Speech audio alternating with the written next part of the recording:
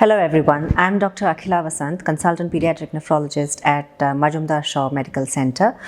And on the occasion of World Kidney Day, I'm here to talk about chronic kidney disease in children. So what does chronic kidney disease mean? It actually means gradual loss of kidney function. And unfortunately, even with treatment, it does not go away. Which means it's a lifelong condition, and it is described in 5 different stages. And eventually, over a period of time, the kidney function declines and it ends in something called as end-stage renal disease, which means to say some blood filtering treatments like dialysis is required, or we require a kidney transplant. So what's the main cause of kidney disease in children? So in children, birth defects, like sometimes absence of the kidneys, or the kidneys are not formed very well, or some hereditary causes, like some genetic defects, are one of the commonest causes.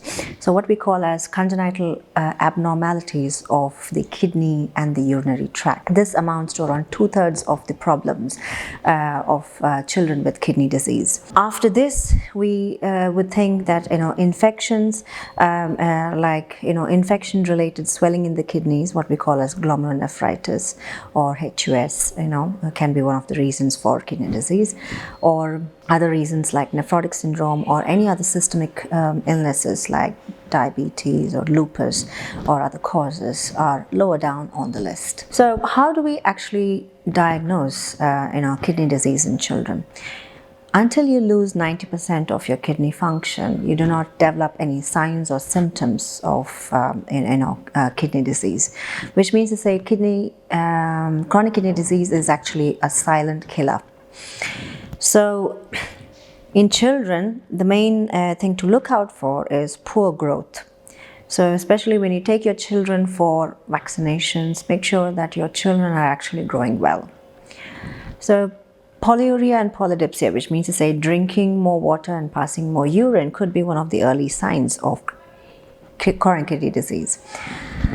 The other things are late signs of chronic kidney disease could be tiredness, vomiting, not wanting to eat, or swelling of the whole body, or passing very little urine. These are all the late signs when you've already reached the stage of dialysis. So in that case, we next come to the question as in which group of children should we actually screen?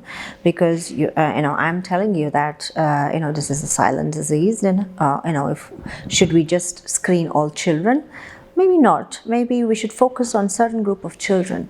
So say for example, if there is some family history of kidney disease in children, or if say in the pregnancy scans or the antenatal scans there have been some abnormalities which are found, then definitely they should be followed up.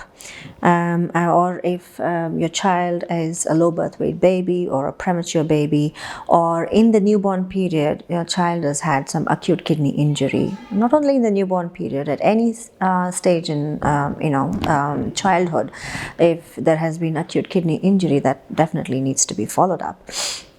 Or if there has been any blockage in the urinary tract at any point of time, or if your child has had recurrent urinary tract infections with the condition called as vesico-ureteric reflux, which means to say the urine is going back from the bladder back to the kidneys.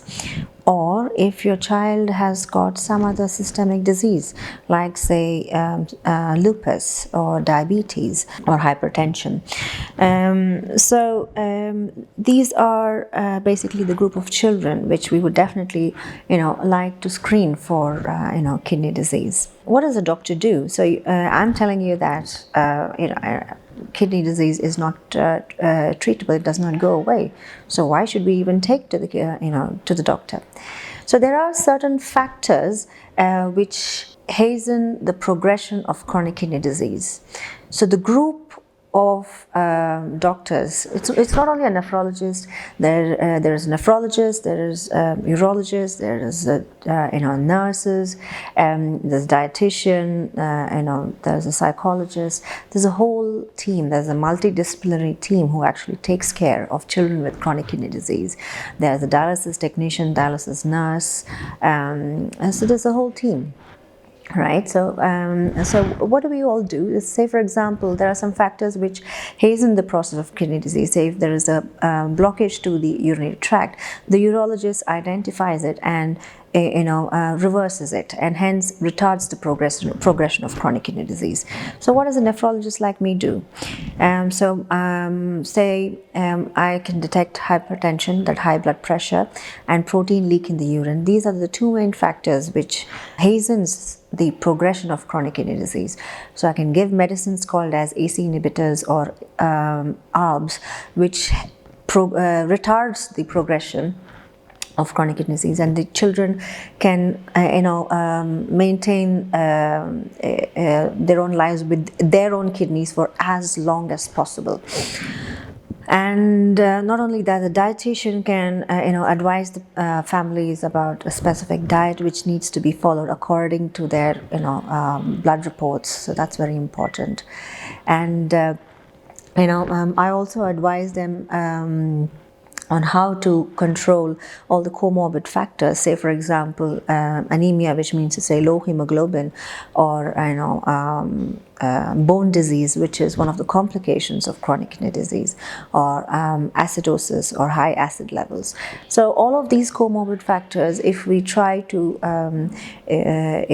give medicines and try to keep them under much control, the child feels much better and can lead a much better life, and hence despite having chronic kidney disease, live a good quality life, as well as the progression of the chronic kidney disease can actually be slowed down. So we advise parents that not to use non-steroidal agents, NSAIDs. And we tell them, not to let their children get dehydrated. So a lot of these, advise not to use any medicines like nephrotoxic agents. So agents which can, harm the kidneys, or any of the native medicines. So we do their blood tests at regular intervals, do the scans at regular intervals. So as I said, when you look at a child with chronic kidney disease, you'll not be able to make out any signs. Only by means of a blood test in terms of creatinine, or by doing a scan, we'll be able to make out any progression of the disease. And hence, these are the small changes which we detect, and we try to see if we can slow down the process in some way. And that is the whole process of frequent, outpatient visits, because many parents have this constant, question, what is the point of going to the, doctors over so many years? Child has not got better, child has not been cured. So one thing they need to understand is there's no cure. We only can keep them under control, and we can prevent, or we can retard, or we can slow down the progression of chronic kidney disease, because at some stage in the future it will, and it will, or there is a high likelihood of it ending up in end-stage renal disease. And children with chronic kidney disease, have their own challenges because they have relationship problems, they have behavioral problems, they have learning difficulties, and it is not very easy. So they have a lot of psychological issues, which is dealt with the psychologists. So it is a whole package which we have to deal with when a child is growing up with chronic kidney disease. I mean, this is about chronic kidney disease, but I would like to leave a message for in general on the event of the World Kidney Day. I would like to leave a message about how to take care of your kidneys, of your child's kidneys. Number one, make sure that they drink plenty of fluids. Make sure that they pass urine at regular intervals. Number two, eat healthy, which means to say fruits and vegetables. Reduce your junk food intake and snacks intake. And let them go out and play and reduce the time on the gadgets and TV and mobile, because they're just going to pile up on weight. So they definitely need to reduce their weight. So that can happen only with exercise when they go out and play. So that's very important. And when they fall ill, try not to use medicines like Brufen or Meftal, and try to give them just simple paracetamol, and do not self-medicate, or just don't give them medicines without any knowledge. Always consult your doctor. So and if you think that your child already may have some kidney problem or any other systemic illness, please consult your doctor, and then you might want to get your child's kidney function tested. So these are the things which I would advise, simple things to protect your child's kidney health. Thank you.